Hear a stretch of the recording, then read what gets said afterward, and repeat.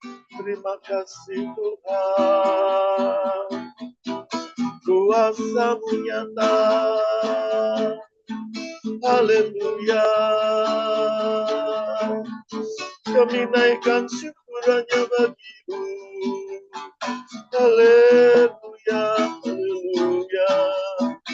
Engkau Bapa yang baik, Engkau sungguh baik. Engkau menopang hidup kami, Engkau memelihara. Engkau Bapa yang setia, Engkau penolong dalam kesesakan. Terima kasih.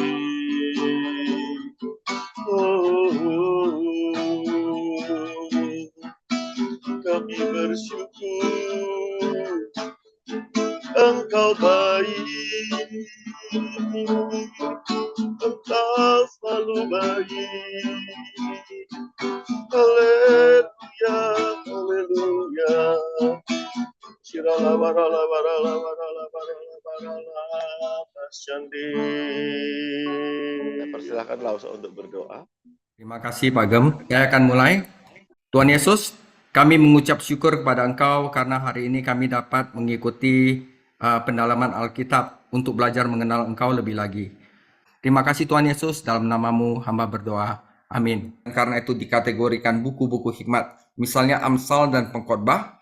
Banyak penafsir mencatat kesamaan antara kitab-kitab ini dan surat Yakobus.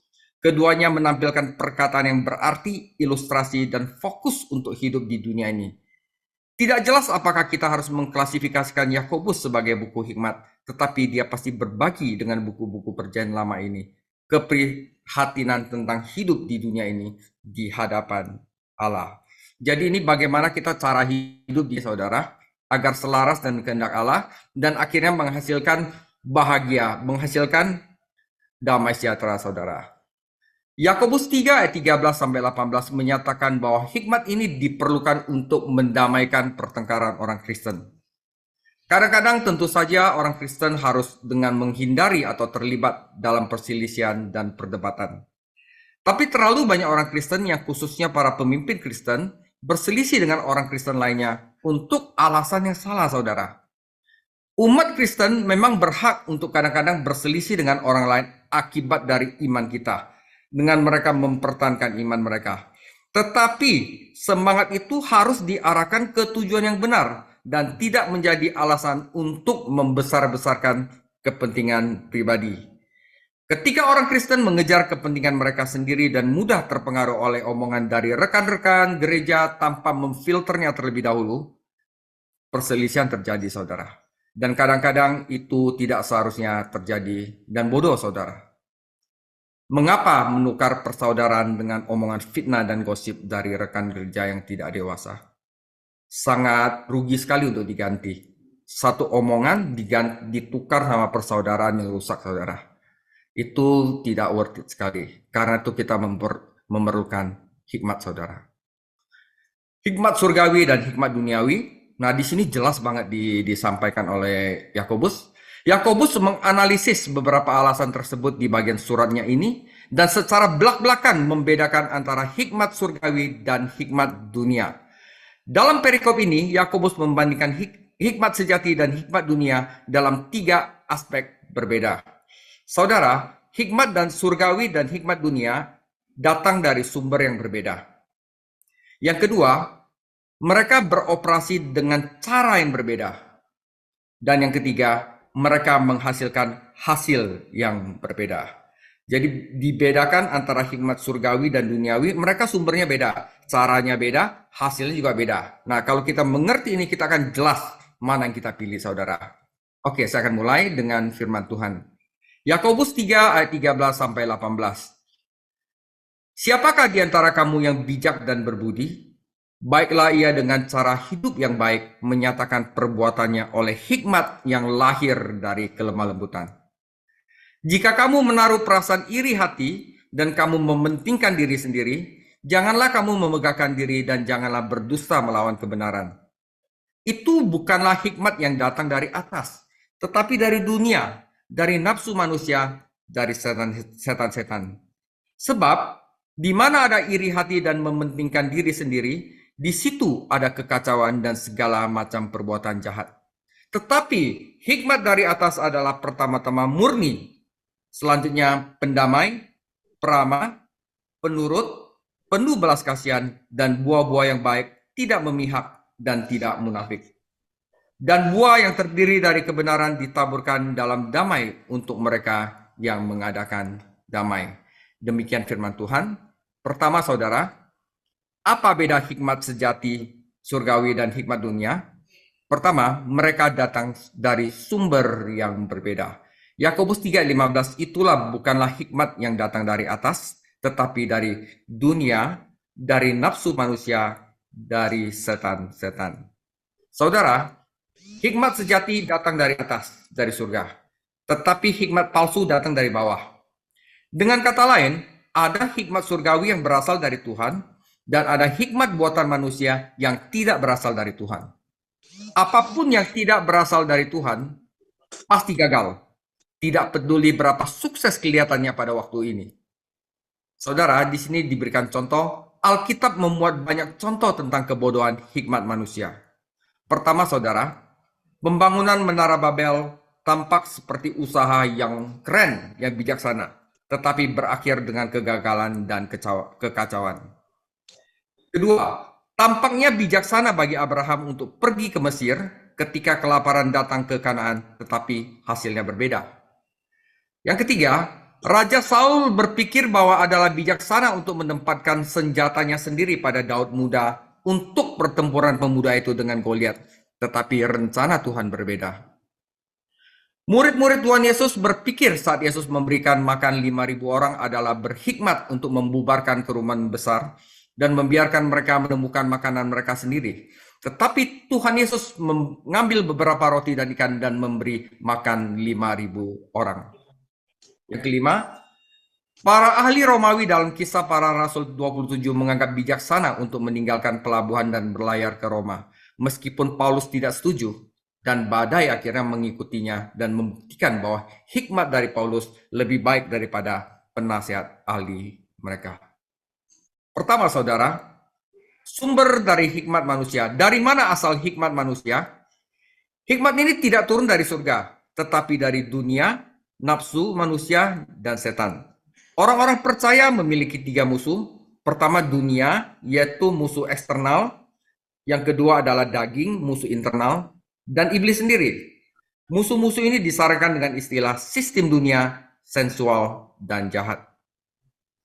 Hikmat dunia ini, saudara. 1 Korintus 1 ayat 20. Di manakah orang yang berhikmat? Di manakah ahli Taurat? Di manakah pembantah dari dunia ini? Bukankah Allah telah membuat hikmat dunia ini menjadi kebodohan? Oleh karena dunia dalam hikmat Allah tidak mengenal Allah dan oleh hikmatnya, maka Allah berkenan menyelamatkan mereka yang percaya oleh kebodohan pemberitaan Injil. Saudara, jangan bingung antara pengetahuan dunia dan hikmat dunia. Tentu saja ada banyak pengetahuan di dunia ini, saudara. Dan kita semua bisa mendapatkan manfaat darinya. Tetapi tidak banyak hikmat. Manusia dengan hebat membuka rahasia alam semesta. Tetapi dia tidak tahu apa yang harus dilakukan dengan rahasia alam semesta itu. Itu diperlukan hikmat, saudara. Hampir semua yang manusia temukan dan rencanakan berbalik melawannya. Dunia dengan hikmatnya sendiri tidak mengenal Allah. Dan dengan hikmatnya menolak Injil Allah itu sendiri. Karena pemberitaan tentang salib adalah kebodohan bagi mereka yang akan binasa. 1 Korintus 1 ayat 18. Hikmat manusia adalah kebodohan bagi Allah, dan hikmat Allah adalah kebodohan bagi manusia. Saudara, hikmat manusia berasal dari pikiran manusia yang telah tercemarkan. Sedangkan hikmat Tuhan berasal dari firman Allah yang murni. Hikmat duniawi manusia akan menjadi sia-sia. Pasti nggak beres, saudara. Pasti nggak sukses. Sedangkan hikmat Allah kekal untuk selama-lamanya. Karena dunia telah berpaling dari Allah, ia telah kehilangan hikmatnya. Setiap peningkatan pengetahuan manusia hanya memperbesar masalah. Amsal 9 ayat 10, permulaan hikmat adalah takut akan Tuhan dan mengenal yang Maha Kudus adalah pengertian. Jadi kalau kita mau berhikmat, kita harus takut dulu di hadapan Tuhan. harus gentar dan menghargai firman-Nya, saudara. Roma 3:18, rasa takut kepada Allah tidak ada pada orang itu. Tetapi hikmat palsu ini memiliki sumber lain, yaitu natural, daging, saudara, yaitu daging. Kata Yunaninya adalah psikikos, yang berasal dari kata Yunani psyche, yang berarti hidup atau jiwa. Psikologi, kata bahasa Inggris, berasal dari itu. Dalam 1 Korintus 2:14 dan 15 ayat 44 sampai 46, psikikos diterjemahkan natural. Jadi manusia natural itu manusia yang telah dalam sifat jatuh, saudara, natural. Mengacu pada kebalikan dari berhikmat. Dalam Yudas 19 juga diterjemahkan natural. Gagasan utamanya tampaknya adalah tentang sifat manusia yang telah jatuh sebagai lawan dari sifat baru yang diberikan oleh Allah. Ada hikmat yang berasal dari natural manusia yang sama sekali terpisah dari roh Allah. Tapi hikmat yang dari dunia ini juga jahat, saudara. Mungkin terjemahan terbaiknya adalah setan. Dimulai dengan Kejadian 3 di mana setan berhasil menipu Hawa dan berlanjut di seluruh Alkitab. Ada hikmat setan yang sekarang bekerja berperang melawan hikmat Allah. Setan itu akan meyakinkan Hawa bahwa dia akan menjadi seperti Allah. Dia mengatakan kepadanya bahwa pohon itu akan membuatnya berhikmat. Sejak kejatuhan, manusia telah mempercayai dusta. Setan telah berusaha menjadi Allah bagi dirinya sendiri. Saudara, setan itu licik, dia adalah ular tua. Dia memiliki hikmat yang akan mengacaukan dan membingungkan Anda jika Anda tidak mengetahui hikmat Tuhan. Berbeda dengan hikmat yang berasal dari duniawi, daging, dan jahat, Yakobus menggambarkan hikmat yang datang dari surga. Setiap pemberian yang baik dan setiap pemberian yang sempurna datangnya dari atas. Orang Kristen memandang ke surga untuk semua yang dia butuhkan. Kewarganegaranya adalah di surga. Sama seperti Bapa di surga. Hartanya ada di surga, bukan di bumi. Dia lahir dari atas ketika dia percaya kepada Yesus Kristus. Rumah orang percaya ada di surga dan harapannya ada di surga. Ia menaruh kasih sayang dan perhatiannya pada hal-hal yang di atas, bukan pada hal-hal duniawi. Apakah hikmat orang Kristen? Apakah dia melihat filosofi di dunia ini? Sama sekali tidak, saudara. Pertama-tama, Yesus Kristus adalah hikmat kita. 1 Korintus 1 ayat 24. Di dalam Yesus Kristus tersembunyi segala harta, hikmat, dan pengetahuan. Karena itu, saudara, langkah pertama menuju hikmat sejati adalah menerima Yesus Kristus sebagai juru selamat. Saudara di sini mungkin udah menerima Yesus sebagai juru selamat, tetapi jika Anda belum, langkah pertama untuk menuju hikmat sejati adalah menerima Yesus Kristus sebagai juru selamat. Kedua, firman Tuhan juga merupakan hikmat kita. Ulangan 4 ayat 5. Ingatlah, aku telah mengajarkan ketetapan dan peraturan kepadamu, seperti yang diperintahkan kepadaku oleh Tuhan Allahku, supaya kamu melakukannya yang demikian di dalam negeri, yang akan kamu masuki untuk mendudukinya. Lakukanlah itu dengan setia, sebab itulah yang akan menjadi kebijaksanaanmu dan akal budimu di mata bangsa-bangsa, yang pada waktu mendengar segala ketetapan ini akan berkata, memang bangsa yang besar ini adalah umat yang bijaksana dan berakal budi. Ketiga kita bisa minta hikmat dari doa. Yakobus 1 ayat 5 menunjukkan bahwa jika kita menemukan hikmat melalui doa yang penuh iman. Jadi jika ada di antara kamu yang kekurangan hikmat, biarlah dia memintanya kepada Tuhan. Efesus 1 ayat 17, dan meminta kepada Allah Tuhan kita Yesus Kristus, yaitu Bapa yang mulia itu, supaya memberikan kepadamu roh hikmat dan wahyu untuk mengenal Dia dengan benar. Roh Kudus akan mengarahkan kita ke jalan yang paling bijaksana saat kita mempercayai firman dan berdoa. Sumber hikmat sejati semuanya adalah dari Tuhan. Untuk mendapatkan hikmat Anda dari sumber lain berarti meminta permasalahan.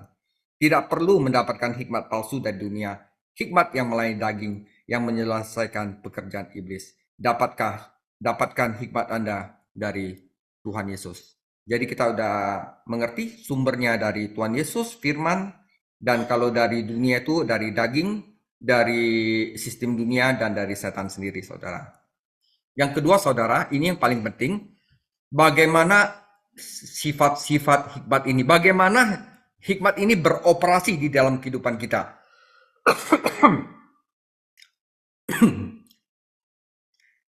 Tetapi hikmat dari atas adalah pertama-tama murni.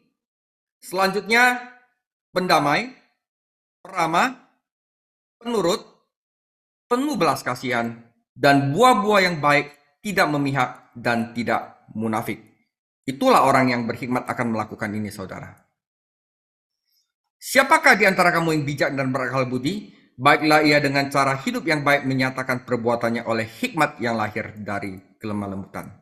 Yang kedua adalah sifat yang dari dunia, saudara. Jika kamu menaruh perasaan iri hati dan kamu mementingkan diri sendiri, janganlah kamu memegahkan diri dan janganlah berdusta melawan kebenaran. Jadi dua kontras di mana dua macam hikmat ini beda cara melakukannya.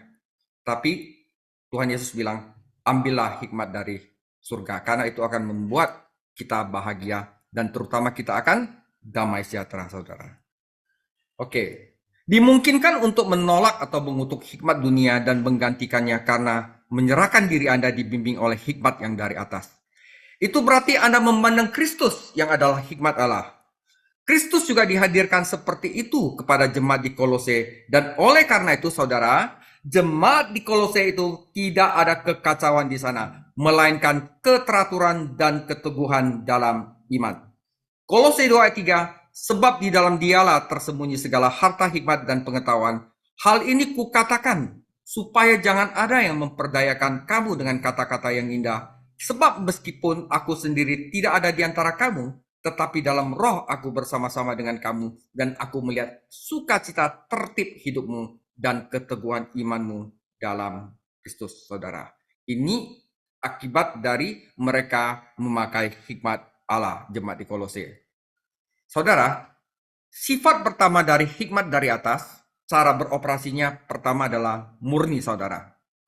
Di sini Yakobus menekankan bahwa murni datang pertama, karena tanpa murni yang lain-lainnya tidak akan datang. Atribut berikutnya mengalir keluar dari murni ini, saudara. Mengalir keluar darinya. Murni adalah yang terpenting karena ini tentang Tuhan sendiri yang suci. Dia sama sekali tidak berhubungan dengan dosa. Yakobus 1 ayat 13. Ketika ada dosa di dalam hidup kita, kita tidak mungkin dibimbing oleh hikmat dari atas. Dan tidak dapat disebutkan ciri-ciri hikmat yang berikut ini, saudara.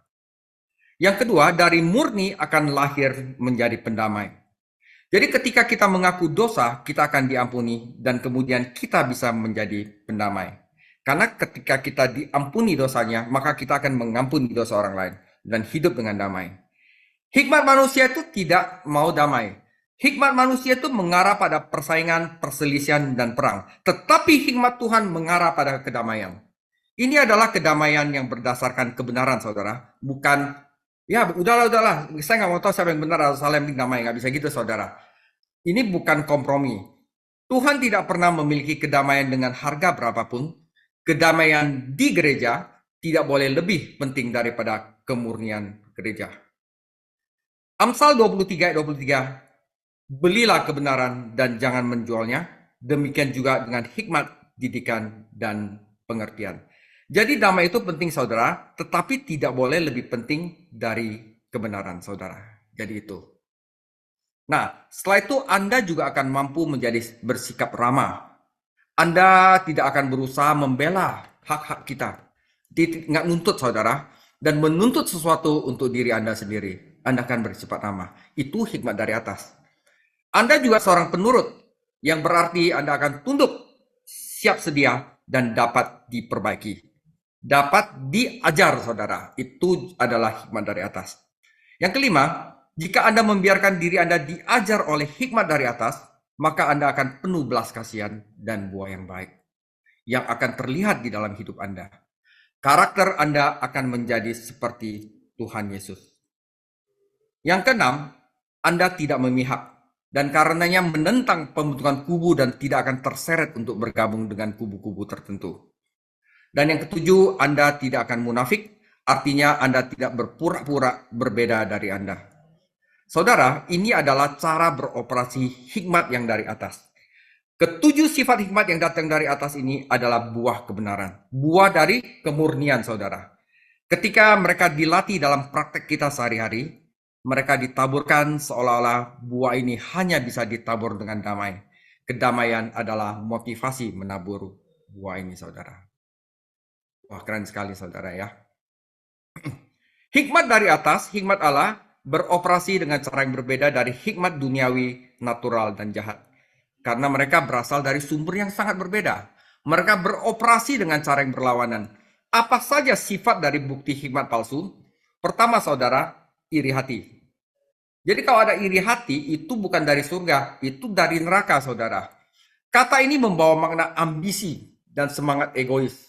Ini terkait dengan Yakobus 3 ayat 1, di mana Yakobus memperingatkan mereka yang untuk tidak ambisius untuk pelayanan guru. Hikmat dunia berkata, promosikanlah diri Anda. Anda sebagus kandidat lainnya. Mungkin lebih baik lagi. Mungkin ada yang paling baik. Roda yang ribut paling keras perlu mendapatkan minyak, saudara. Sedih untuk mengatakan ada banyak promosi dunia yang egois di antara umat Tuhan. Bahkan para rasul pun berdebat tentang siapa yang terbesar di kerajaan Allah. Sangat mudah untuk melakukan perjalanan ego dengan kedok semangat pelayanan. Itu bukan hikmat dari surga. Yakobus telah mengajarkan kita bahwa itu adalah hikmat dari dunia. Orang-orang Farisi menggunakan kegiatan agama mereka untuk mempromosikan pujian manusia. Kita harus bersemangat dalam hal Tuhan, tetapi kita harus yakin bahwa motivasi kita benar. Saudara, hikmat dunia akan meninggikan manusia dan merampas kemuliaan Tuhan. Di dalam 1 Korintus 1 ayat 17, Paulus membahas hikmat Allah dan hikmat dunia ini, dan ia menjelaskan mengapa Allah bekerja seperti yang dilakukannya, bahwa tidak ada daging yang bisa dimuliakan di dalam hadiratnya. Jadi perbuatan daging yang memuliakan diri sendiri itu akan merampas kemuliaan Tuhan, dan kita tidak akan ada hadirat Tuhan. Dia menyimpulkan bagian itu dengan peringatan. Dia yang mulia membiarkan dia memulihkan Tuhan.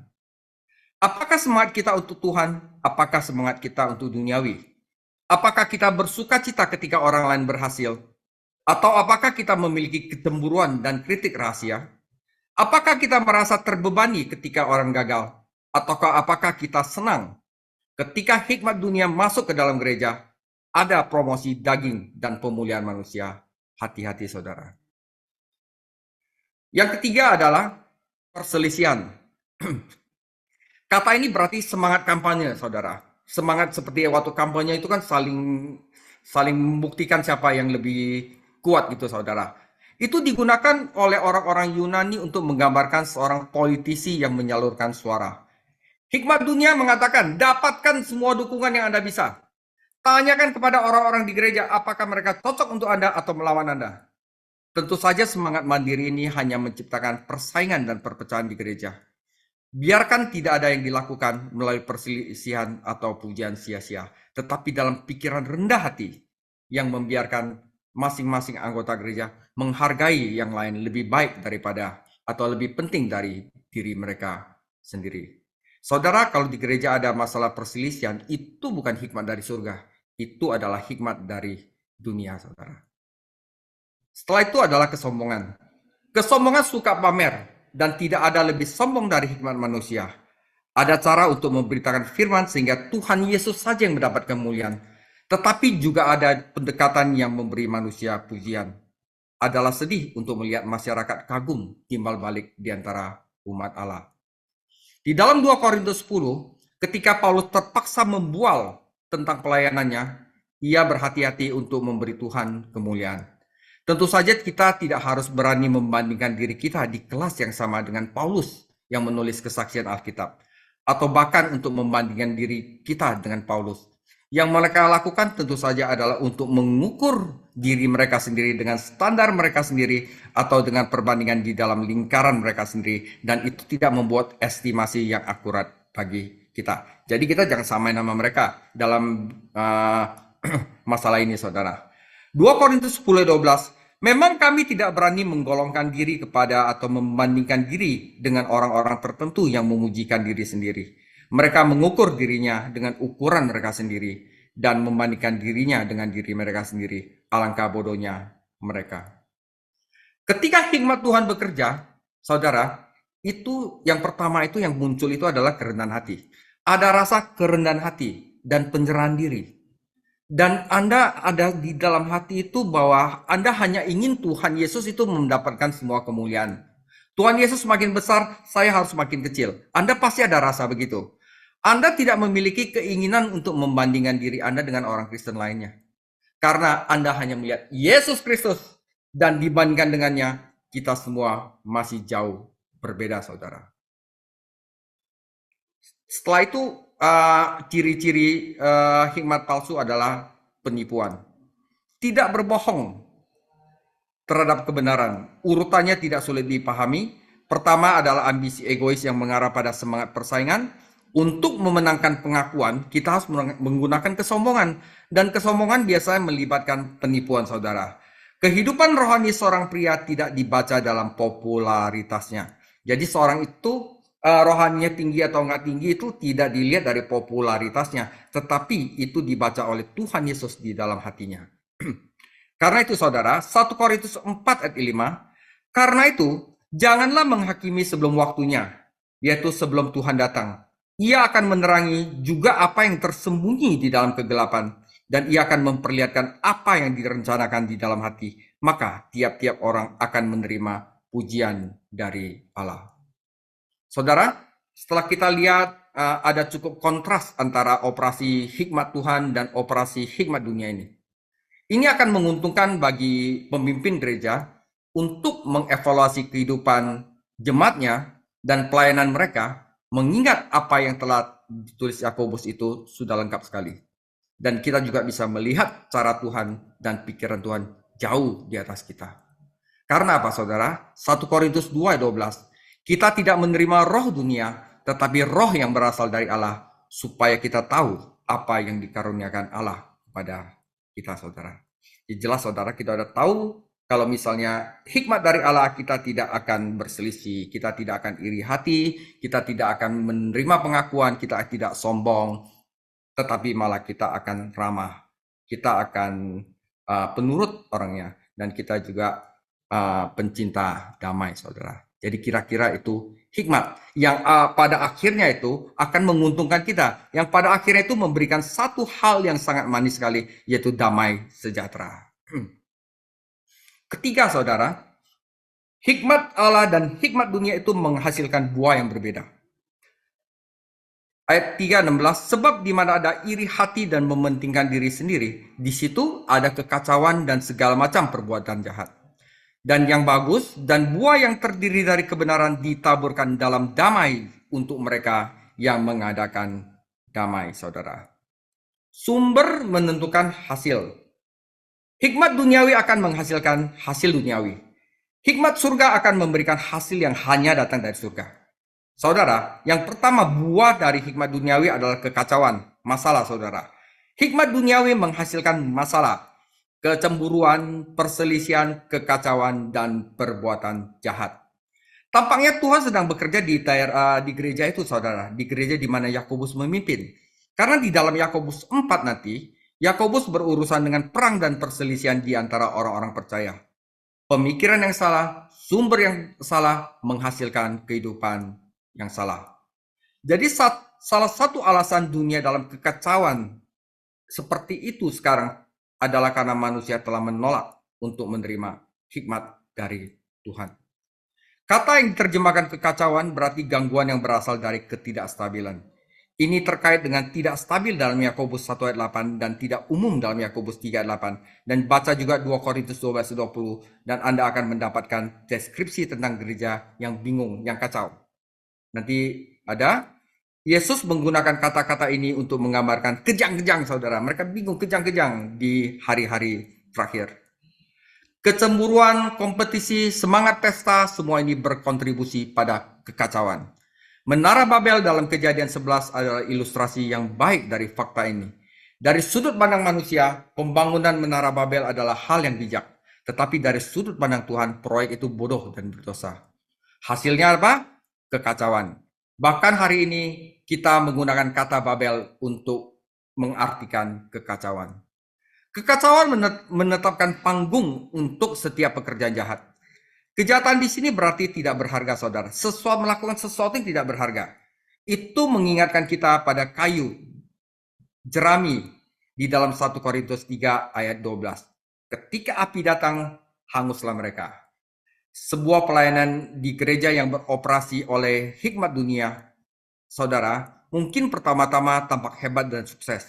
Tetapi pada hari penghakiman itu mungkin terbakar. Karena itu, jangan menilai apapun sebelum waktu, saudara. Gereja di Smyrna mengira mereka miskin, tetapi Tuhan Yesus berkata mereka kaya. Sementara gereja kaya di Laodikia dinyatakan telanjang, miskin, dan melarat, saudara.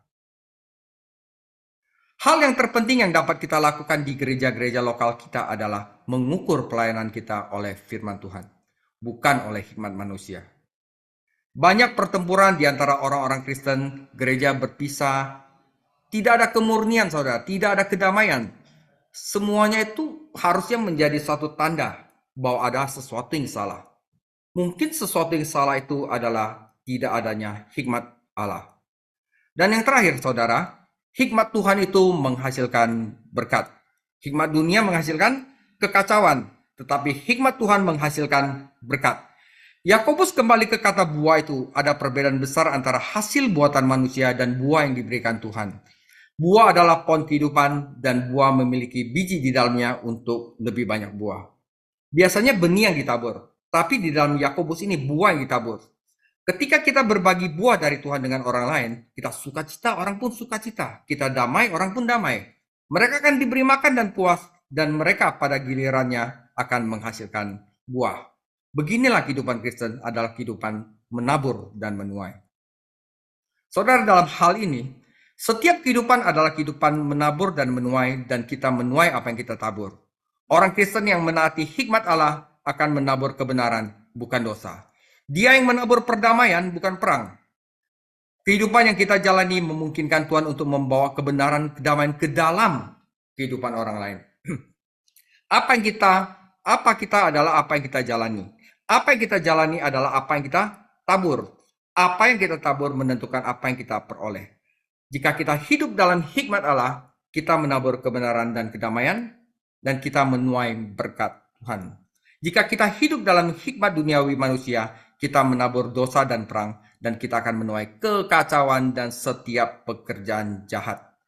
Adalah hal yang serius untuk menjadi pengacau di dalam keluarga Tuhan, karena salah satu dosa yang paling dibenci Tuhan adalah menabur perselisihan di antara saudara-saudara. Amsal 6 ayat 16 sampai 19. Lot mengikuti hikmat dunia dan membawa masalah kepada Abraham. Tetapi Abraham mengikuti hikmat Tuhan dan membawa kedamaian. Keputusan Lot mengarah pada pekerjaan yang baik, tetapi untuk tidak ada, dan semua yang dia jalani untuk menjadi sia-sia pada penghancuran Sodom dan Gomora. Tetapi keputusan Abraham dalam hikmat Allah menyebabkan berkat untuk rumah tangganya sendiri, dan pada akhirnya berkat untuk seluruh dunia. Kejadian 13. Saudara, kita cukup jelas. Nah, saudara, ini penting sebagai penutup. Amsal 3 ayat 13. Berbahagialah orang yang mendapat hikmat, orang yang memperoleh kepandaian, karena keuntungannya melebihi keuntungan perak dan hasilnya melebihi emas. Ia lebih berharga daripada permata. Apapun yang kau inginkan, saudara, apapun yang kau inginkan tidak dapat menyamainya.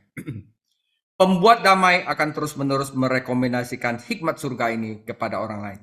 Kita akan ngomong, lebih bagus damai. Kamu akan rasakan, hasilnya itu akan lebih manis. Jadi kalau kita bisa diapain orang, diem aja. Kita jangan menjadi pengacau, saudara. Dan perilaku mereka sendiri digambarkan sebagai penaburan benih surgawi yang akan menghasilkan buah ilahi. Saudara, kita mesti memberitakan hikmat surgawi. Ini nolong orang banyak sekali. Bikin orang hidupnya lebih enak, saudara. Memberitakan hikmat surgawi dan menjadi teladan di dalamnya, ini bukan hanya tugas yang tepat bagi setiap guru firman Tuhan, tetapi bagi setiap orang yang mengaku pengikut Tuhan Yesus. Saudara, ketika kata-kata dan perbuatan Anda dibimbing oleh hikmat dari atas, Anda akan memanen buah yang indah, yaitu damai sejahtera, yaitu kedamaian. Maka sekarang juga Anda sudah dapat menikmati apa yang akan datang, yang akan hadir di dalam kerajaan damai dan kekal, yaitu datanglah kerajaanmu. Anda telah menikmati kerajaan damai sekarang karena ada damai sejahtera, saudara. Apakah kalau kita introspeksi, saudara, apakah kita dipimpin oleh hikmat dari surgawi? Apakah hikmat dari dunia? Kita harus benar-benar setelah ada pengajaran ini benar-benar introspeksi dan merubah kalau kita ada dari hikmat dunia. Karena hikmat dunia itu pasti gagal, pasti rusak, pasti akan sia-sia, dan hasilnya adalah kekacauan dan perbuatan jahat. Demikian firman Tuhan. Kita akan lanjutkan ke prakteknya minggu depan, yaitu marilah kita mengakhiri perselisihan. Eksegesis Yakobus 4 ayat 1 sampai 12. Tuhan Yesus memberkati. Sirala patakaya rala pasyati. Surala ya rala pasyana ya rala bu. Tak akan goyah selamanya. Haleluya. Haleluya.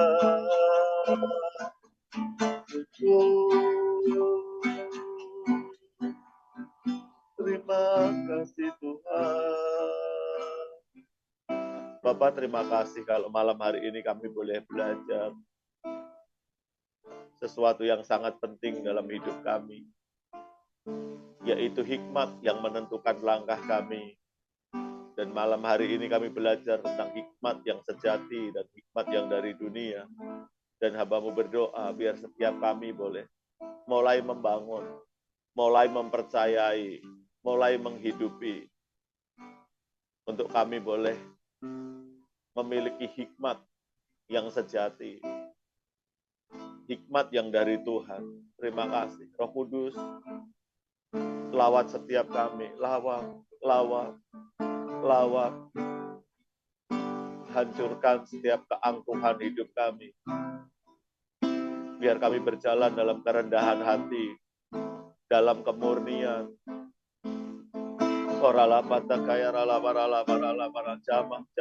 Jamah.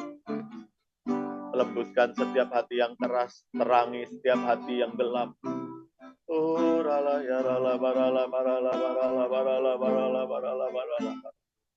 Terima kasih, karena kami tahu waktu kami mulai ambil keputusan untuk berjalan dalam hikmat sejati, maka akan ada pemulihan dalam hidup kami.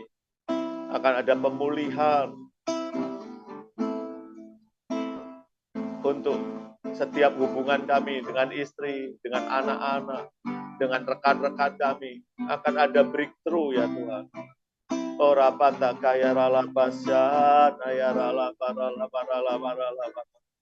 Sehingga hidup kami akan menjadi berkat, khususnya untuk orang-orang di sekitar kami.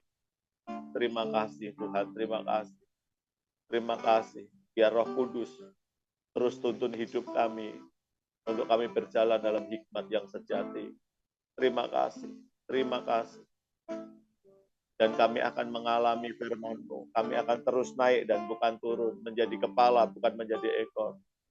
Menjadi garam, menjadi terang. Menjadi saksi-Mu dimanapun Tuhan menempatkan kami. Terima kasih Tuhan, terima kasih. Juga kami berdoa untuk Pastor David Chang yang telah mengajar kami malam hari ini. Tuhan, berkati hamba-Mu ini. Berikan kesehatan yang sempurna. Perlindungan-Mu sempurna. Tambahkan pengetahuan tentang Tuhan. Singkapkan firman-Mu atas hamba-Mu ini. Lebih dan lebih lagi. Terima kasih Tuhan. Engkau memberkati usahanya. Engkau memberkati keluarganya. Tuhan pakai Pastor David Chang dengan dahsyat, dengan luar biasa. Biar melalui kehidupannya banyak orang dibangun, banyak orang dimenangkan, banyak orang dikuatkan. Terima kasih Tuhan, biar Pastor David Chang menggenapi rencana-Mu dalam kehidupannya. Terima kasih. Kami serahkan Pastor David Chang ke dalam tangan kasih karunia-Mu. Dan kalau sebentar kami akhiri Bible Study kami malam hari ini. Mari ya Bapak, Kau memberkati setiap kami berlimpah-limpah. Mari Bapak, Ibu, Saudara yang kasih Tuhan Yesus Kristus, angkat kedua tanganmu di depan Tuhan. Kekasih-kekasih Kristus, kita akhiri Bible Study kita malam hari ini. Terimalah berkat yang berlimpah-limpah. Kemenangan demi kemenangan dari Allah Bapa kita di surga. Anugerah yang sempurna di dalam anaknya Tuhan Yesus Kristus. Dan persekutuan yang erat oleh Roh Kudus menyertai-Mu dari saat ini sampai Maranatha. Mari kita semua yang dikasihi dan diberkati oleh Tuhan Yesus Kristus, kita katakan amin. Tuhan Yesus memberkati. God bless you all.